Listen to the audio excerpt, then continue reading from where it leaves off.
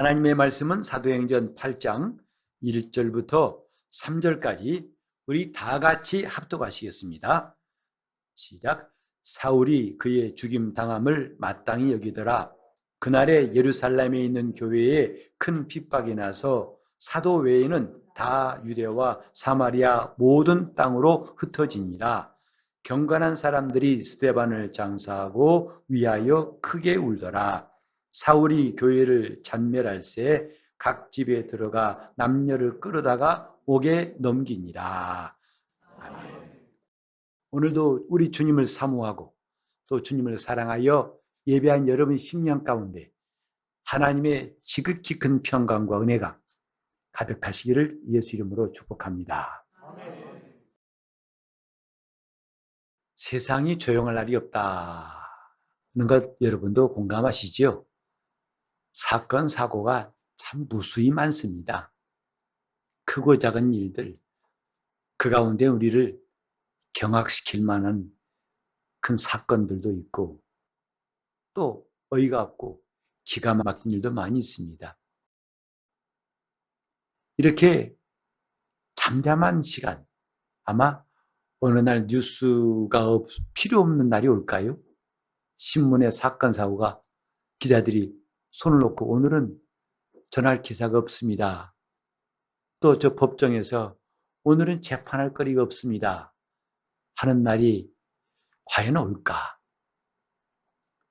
아마 천년 시대에는 그런 일이 있을 것 같아요. 그건 이스라엘에게 허락하신 천년 왕국 때인데 이런 일이 세상에 끝없이 온갖 사건, 사고가 일어납니다. 근데 성경도 예외가 아니에요. 오늘 이 본문은 기독교의 역사상 정말 중요하고도 큰 사건, 이것이 기록되어 있습니다.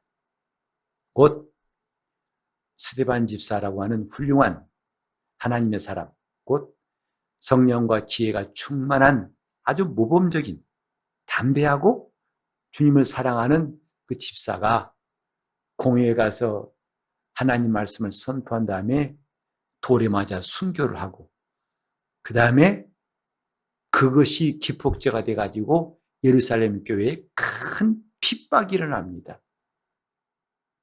그러니까 성도들은 이제 실향민처럼 사방으로 뿔뿔이 흩어지더라.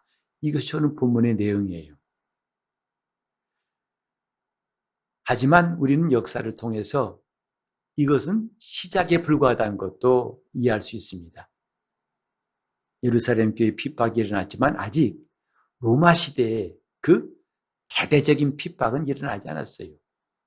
네로 황제가 수많은 기독교인들을 정말 살육하듯 하고 그들에게 죄를 로마의 대화재 사건의 원인을 제공했다고 죄를 뒤집어 씌워서 정말 무수한 사람들이 순교당했던 그런 핍박 아직 아니고 이제 시작이었습니다.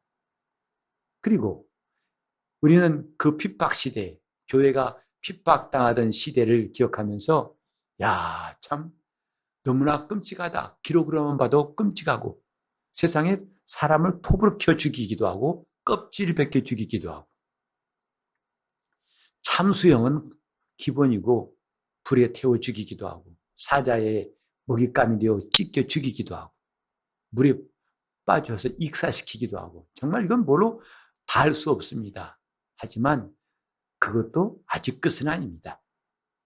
성경은 주 예수 다시 오신 다음에 이 땅에서 일어난 대환란, 어마어마한 환란에 대해서는 전무후무한 것이라고 했어요. 이전에도 없었고 이후에도 없었다고 없을 것이라고 말씀했어요. 성경은 이렇게 고요한 책이 아니에요. 조용한 경전이 아니에요. 착한 말이 쓰이는 게 아닙니다. 하나님의 사건이 들어있어요. 하나님의 일이 들어있다 이 말이죠. 결코 잔잔한 음악 소리 같은 책이 아니고 치열한 전투가 끝없이 이어지는 사건의 연속이다라고 할 수 있습니다. 오늘 우리는 이 성경 보면서 몇 가지를 좀 생각해 보려고 합니다. 이런 사건들, 여기 보면은 모든 땅으로 예루살렘 교회가 다 흩어지더라 했어요. 여기서 우리는 그런가 보다 하고 끝나면 아무 일 없어요. 그랬던 일이 있었는가 봐. 알았어. 끝입니다. 하지만 조금 더 우리가 깊이 본다면 왜 흩어졌을까? 사도들만 남고 왜 다 흩어졌을까? 이것은 우리가 성경을 조금 더 이해할 수 있는 좋은 태도예요. 왜 그랬을까?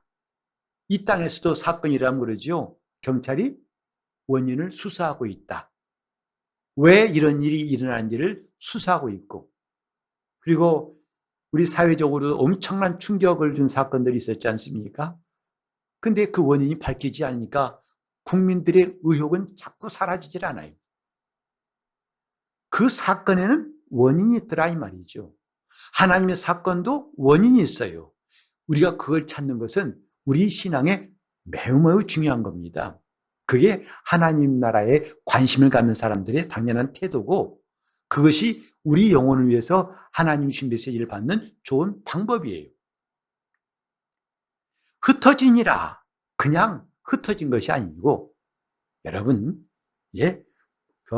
연못에 물결이 착착착착 동심원 그리면서 퍼질 때 괜히 그러지 않죠?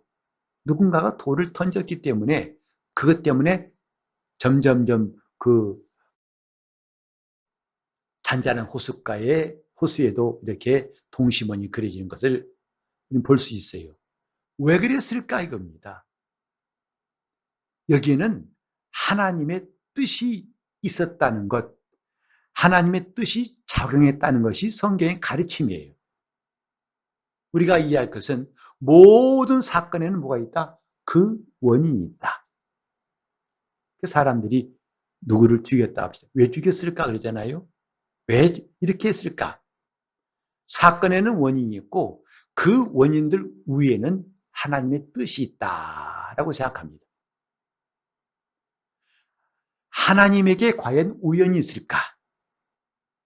마태복음 10장 29절에 보면은 참새 2마리가 한 아사리온에 팔리는 것이 아니냐가 있어요.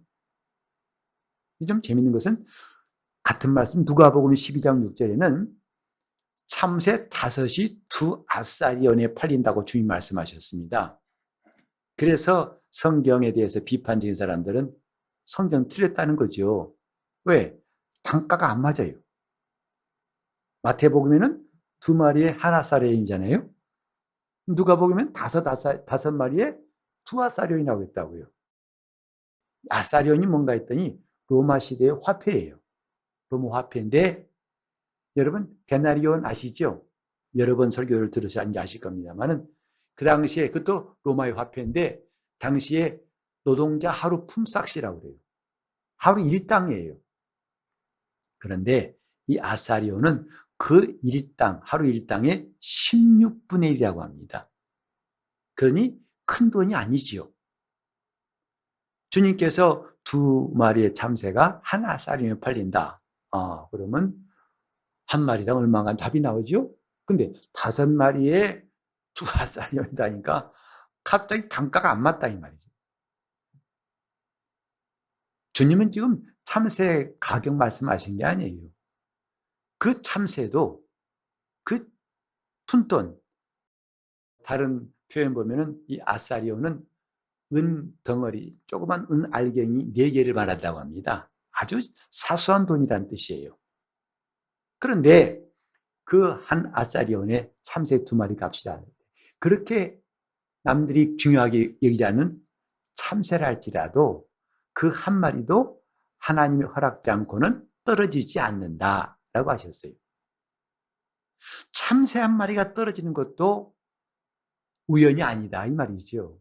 하물며 오늘 하나님의 일에 우연이 있겠는가 이 말입니다. 그럴 리 없다고 우리는 금방 말할 수 있습니다. 하나님께서 이렇게 예루살렘 교회 그 수만 2만에서 2만 5천 되는 엄청난 성도들이 예수 믿고 신앙생활했던 그 교회가 한순간에 물을 흩어버린 것처럼 흩어지게 하신 것이지, 우연히 흩어진 것이 아니다 이 말이죠. 하나님이 흩으셨다 이 말이에요. 왜? 이미 주님께서 사도행전 1장에 말씀하셨죠. 너희가 성령이 임하시면 내 증인 될 것이고, 그래서 예루살렘과 온 유대와 사마리아와 땅 끝까지 이르러 나의 증인이 되리라 하셨어요. 그 주님께서 뜻하신 바고 그분이 원하시는 바예요. 그런데 이 성도들이 그 말씀, 주님 명령을 무시하고 꼼짝도 않고 얘가 좋사오냐고 모여 있으니까 이제 외부의 핍박이라는 방법을 통해 가지고 하나님께서 흩어지게 하신 것이다. 우연이 아니다. 여기서 우리가 이해할 것은 과연 내 삶에도 우연이 없을까 하는 것이죠. 우리가 우연이란 말을 적어도 믿는 사람이라면 이제는 가려서 써야 할 것 같습니다. 쓰지 말아야 하는 단어 중에 하나가 우연이라고 생각합니다. 이것은 뭐냐면 하나님의 간섭이 없는 뭐가 있다는 것이거든요. 하나님도 모르시는 뭐가 있고 하나님이 관리하지 않는 어떤 사건이 있다 이 뜻이에요. 그러나 우리는 하나님의 전지하시고 전능하심을 믿는 사람 아닙니까? 모든 걸 다 아시는 분. 참새 한 마리일지라도 또 우리 머리칼까지도 다 세시는 하나님. 여러분은 여러분 머리칼 수가 몇 개인지 알고 계시나요? 그런 하나님은 다 아신다고 했어요. 그분에게 과연 우연이 존재할 것인가? 오직 그분에게는 전지전능하신 분에게는 그 뜻만 존재합니다. 그분의 계획만 존재하고 그분의 목적만 존재한다 이 말이죠. 그 목적을 벗어난 것은 아무것도 없고 뜻을 벗어난 어떤 존재나 일도 있을 수가 없다. 우리는 이렇게 말할 수 있어요. 하나님께서 우리가 알지 못하지만은 그 뜻대로 행하신 일들, 정말 엄청난 사건들이 성경에 일어나는데 다만 우리가 이해하지 못하고 알지 못했을 뿐이지 그건 하나님께서 주장하시고 간섭하시고 또 역사하신 것이라는 것, 이것을 우리가 예수 안에 들어온 다음에 알게 되었어요. 우리가 지금 하나님 앞에서 고백할 수 있는 것, 그렇게 우연히 있을 수 없는 하나님 앞에 나와서 이제 그분 안에 들은 우리에게도 우연이 없다라고 고백할 수 있어야 되겠다 생각합니다. 내 삶에도 우연이 없다. 여러분은 과연 그렇게 생각하고 계십니까? 내 삶 가운데 단 한 가지도 우연이 없다. 오직 그분의 인도하심만이 있고 그분의 뜻만이 있다고 우리가 언제 어디서나 담대히 고백할 때 그 사람은 분명히 믿음의 사람이라고 할 수 있을 것입니다. 재수 없어서 어쩌다가 내가 유행가도 그렇잖아요. 뭐 괴롭다. 어찌에 이내 몸은 뭐 여기 와서 어떻게 하고 그런 유행가 가사 떠오르더라고요. 맞아요. 어쩌다가 내가 여기까지 굴러와가지고 이런 일을 맞이했는가. 내가 어쩌다 이런 남자 만나가지고 어쩌다 이런 여자 만나가지고 내 신세가 참 처량하다라고 하는 생각을 혹시 이전에 하셨을지라도 지금은 하시지 않겠죠. 그게 뭐예요? 우연이라는 것입니다. 나는 원치 않고 나도 모르고 어쩌다가입니다. 행운이란 말도 우리 기독교인들이 별로 써야 할 말 아닌 것 같아요. 근데 럭키한 거 아닙니까? 럭키란 말 자체가 신앙인으로서는 그리 달갑지 않은 말 같아요. 우연이라는 바탕에서 나온 말이거든요. 저 가끔가다 보면 이 가게 옆에 선물 집는 것이 있어요. 이게 딱 돈 1,000원 내면 딱 집어 돌려가지고 마지막까지 다 나오면 내 것이 되는 거예요. 가다가 뚝 떨어지면 꽝이에요. 이거 할 때마다 저마저마 그 영화에서 나오더라고. 딱 집었는데 툭 떨어져. 나중에 그 어떤 애가 보니까 아저씨 비켜요. 내가 할게요. 걔가 척척 걔는 어떻게 도사같이 마치 손으로 집은 것처럼 딱 집어가지고 내고, 딱 집어가지고 내고. 그러니까 사람 손에 이렇게 요행을 바라는 마음이 있는 거죠. 됐으면. 로또 복권 사가지고, 당첨됐으면. 기왕이면 1등 됐으면. 이게 바로 우연을 바라는 심리에서 나온 것이 아닌가 생각합니다. 하지만 예수 안에 들어오니까, 점점 확신한 게 뭐냐면, 내 삶에 우연이 없구나. 내가 이 땅에 태어난 것도 우연이 아니고, 지금 살고 있는 것도 우연이 아니고, 그리고 이 다음에 죽는 것까지도 결코 우연이 아니구나. 결국 내 인생 전체가 다 우연이 아니라고 담대히 고백할 때 우리는 하나님의 인도하심을 믿는 사람이 되는 것이죠. 나에게는 우연이 없다. 오직 하나님께서 뜻하신 대로 나를 이끄시는 것을 내가 믿을 뿐이다. 로마서 8장 28절에 놀라운 말씀이 있어요. 우리가 알거니와 하나님을 사랑하는 자, 곧 그 뜻대로 부르심을 입은 자들에게는 모든 것이 합력하여 선을 이루느니라. 모든 것이 선을 위해서 역사한다. 이 말이죠. 당장은 이것이 우리 앞에 아픔이 되고 근심이 되고 걱정이 되고 염려가 되고 고통스럽고 차라리 꿈이었으면 하는 일이었지만 하나님을 사랑한 사람들에게는 그 모든 것이 결국은 선을 위해서 역사한다. 이런 말씀이에요. 우린 지금 코로나19 사태 2년 가까이 일을 겪고 있고, 물론 다음 달부터는 이제 위드 코로나라 해서 단계적으로 일상에 복귀하는 것을 기대하고 있습니다만은, 이제 오늘부터 우리가 주일 예배만은 모두 나오시면 좋겠다 하고 광고를 드렸는데요. 저는 우리 성도들이 코로나 때문에, 그 후유증 때문에 이전에 열심히 했던 분이 다시 만날 이 시간이 돼서도 안 보이는 그런 일이 없으면 좋겠어요. 단 한 사람이라도. 오히려 지금까지 사모했던 마음으로 다른 박질에 나와서 기뻐 충만하며 정말 이 예배가 이런 신앙생활이 얼마나 귀한 일인지를 몰랐습니다. 라고 깨닫게 되는 마음이 우리 모두에게 꼭 있으면 좋겠습니다. 그것은 하나님이 이런 코로나 팬데믹이라는 상황을 우연하게 우리에게 주신 것이 아니라 하나님께서 우리에게 깨닫게 하시고 하나님의 뜻이 작용해서 이 모든 일을 허락하셨다고 우리가 안다면 우리는 이런 시간들이 오히려 신앙이 나태해지고 흐트러지는 것이 아니라 더 사모하고 막 공기를 압축한 것이 나중에 폭발할 때 엄청난 힘이 생기듯이 그동안 쌓이고 뿐만 아니라 압축했던 힘 같아가지고 이 탄력받아서 더 주님을 향해서 다른 박질하는 시간이 되었으면 좋겠다 이 말이죠.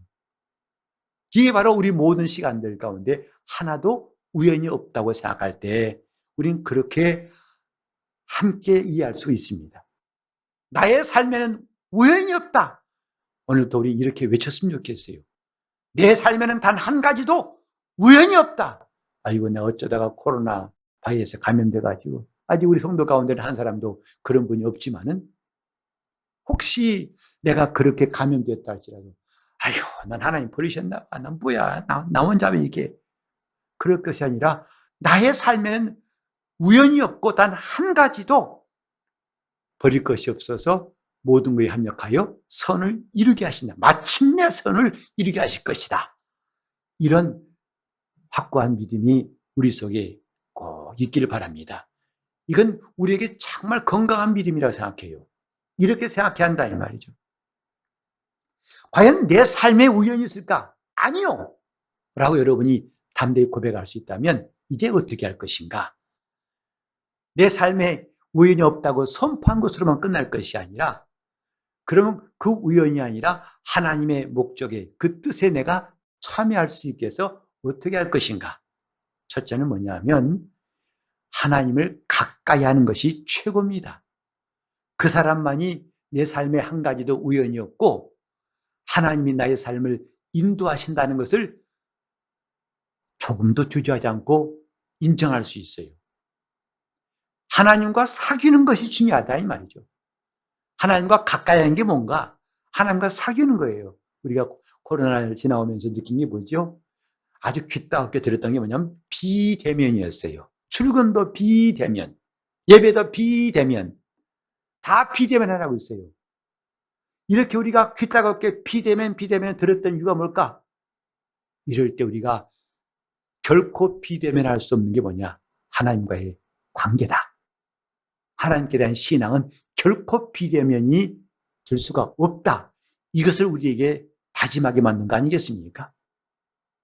하나님과 가까이, 그분과 사귀는 것, 그분과 사귀는 것이 중요하다 이 말이에요. 어떻게? 가까이에서 그분을 사귀는 방법 중에 절대적으로 좋은 게 뭐냐면 말씀과 기도예요. 하나님 말씀을 가까이 하고 말씀을 읽고 그 다음에 그 말씀 가지고 기도하는 것, 이것은요 동서고금을 막론하고 남녀노소를 막론하고 앞으로 22세기, 23세기가 올다 할지라도 똑같은 방법이에요. 하나님 이 방법 이외에 더 좋은 걸 주신 적이 없어요. 하나님과 사귀자. 어떻게? 말씀과 기도로. 하나님과 가까이 하자. 어떻게? 말씀과 기도로. 오늘 이 말씀도 많은 성도들이 모든 땅으로 흩어지니라. 무슨 뜻이지? 이미 성경에 나와 있지 않습니까? 이미 주님께서 명령하신 것이고 하나님은 이 복음이 땅끝까지 전해지기를 원하는 것이었기 때문에 저들이 안 움직이니까 외부에서 충격을 줘서라도 스데반 한 사람이 순교를 하더라도 하나님이 이 뜻이 역사한 것이구나 하고 깨달을 수 있는 것 말씀이에요. 말씀 안에 하나님을 가까이 하는 방법이 있다 이 말이죠. 그 시편 119편 105절에도 주의 말씀은 내 발의 등불이요 내 길의 빛이니이다. 지금 말씀 없이는 우리 영혼이 밝아질 방법이 없어요. 말씀 없이는 우리 영혼이 눈을 뜰 방법이 없어요. 말씀이 우리 영혼에 빛을 줍니다. 그래서 고린도후서 4장 7절 이하에 보면은 어두운 가운데 빛이 있으리라 하신 하나님, 이건 창세기 1장 2절에 흑암이 깊은 데 있는 이 우주 안에 빛이 있으라 하신 하나님 말씀, 그걸 지금 바울이 인용한 거죠. 그런 하나님이 이제 예수 그리스도의 얼굴에 있는 하나님의 영광을 아는 빛을 우리 마음에 비치셨느니라 했어요. 하나님 말씀은 빛입니다. 그 말씀을 붙들 때, 그 말씀을 의지할 때 빛이 들어와요. 그리고 그 말씀 가지고 기도할 때 우리는 그 말씀이 우리 속에 이루어질 수 있습니다. 두 번째로 이렇게 하나님을 가까이 하는 것이 첫 번째라면, 두 번째로는 이제 이런 것을 알았다면, 이런 하나님의 역사를 알았다면 감사하고 찬송하자 이 말이에요. 이것도 우리가 양보할 수 없는 중요한 메시지예요. 왜 찬송할 것인가? 모든 일은 다 주의 뜻대로 되는 것인데 내 삶을 우연에 방치하지 아니하시고 하나님의 계획 속에 두신 것과 하나님의 손이 나를 주야로 붙드시고 낮에 해가 상치 못하게 하고 밤에 달이 해할 수 없게 만드시는 이것, 주야의 자고 깨는 것, 예수님이 거느리신 이것, 이것을 우리가 어찌 감사하다고 하지 않을 수 있겠습니까? 누가 나에게 조그만 호의를 베풀었을지라도 고맙습니다는 말을 하게 되는데, 잠깐 내가 무거운 짐을 지고 할 때 짐을 들어주는 것도 고맙다고 말할 수밖에 없는데, 하나님이 이렇게 주야에 자고 깨는 모든 것들, 내가 비록 힘들었을지라도 금방 낫게 하시고 다시 일어나게 하시고 새 힘없게 하신 것, 어찌 감사하지 않을 수가 있겠습니까? 그래서 우리는 내 삶에 우연이 없다고 할 때 우리는 감사하고 찬송하는 거예요. 성경에도 말씀했죠. 찬송은 성도의 마땅히 행할 바로다. 우리가 지금 하나님 앞에 찬송할 이유가 꼭 일이 잘 돼서만 찬송이 아니죠. 내가 힘들든지 어렵든지 주님의 계획 속에 있다는 것, 주님이 나를 이끄신다는 자체가 찬송의 제목이라 이 말입니다. 마지막으로 세 번째 우리가 할 것이 뭐냐 하면, 이걸 알았으니 우리는 순종하며 따라가는 것이죠. 우리 주님을 따라가려고 애쓰는 것, 그게 신앙생활이에요. 신앙생활을 쉽게 말하면 뭐냐면 예수 따라가기입니다. 예수 따라서 하고 예수 따라가는 거, 이게 신앙생활이에요. 교회 생활이 신앙생활이다, 맞는 말이지만 뭔가 좀 엉성해요. 더 정확히 말하면 예수 따라가기, 예수 따라하기가 신앙생활이에요. 내가 주님만을 따라가겠습니다. 왜? 내 삶이 주님 안에 있는 것이 최고인 줄 알았기 때문에, 주님이 인도하신 것이 가장 좋은 것인 줄 알았기 때문에 나는 주님을 따라가겠습니다. 그래서 순종하고 따라가는 것, 이것이 우리 주님 앞에서 내 영혼이 결단코 내 삶 가운데 하나도 우연이 없고 오직 선하신 그 뜻대로 인도하신 것임을 고백하는 방법이다, 이 말입니다. 다윗이 일찍이 말했습니다. 여호와는 나의 목자시니 내게 부족함이 없으리로다. 그가 나를 푸른 초장에 누이시며 쉴만한 물가로 인도하시도다. 우리 삶 가운데 때로는 힘든 구석이 많이 있죠. 맞습니다. 이스라엘 자체가 광야에 있는 나라 아닙니까?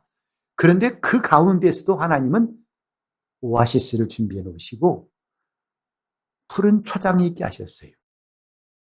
우리가 고달픈 인생길 가운데서도 하나님은 지치지 않도록 우리에게 에림의 12샘과 70그루의 종려나무가 있는 오아시스를 준비해 놓으셨다는 게 얼마나 다행입니까?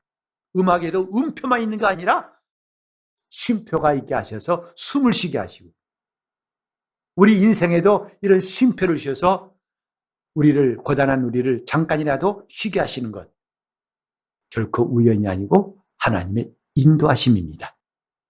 오늘 우리는 이렇게 내 삶에 오늘 이 시간 이후부터 우연이 없다, 오직 주님의 뜻과 그의 인도하심만 있으니 나는 그분을 따라가는 일에 그 어느 때보다도 열심히 내겠다고 다짐할 수 있기를 예수 이름으로 축원합니다.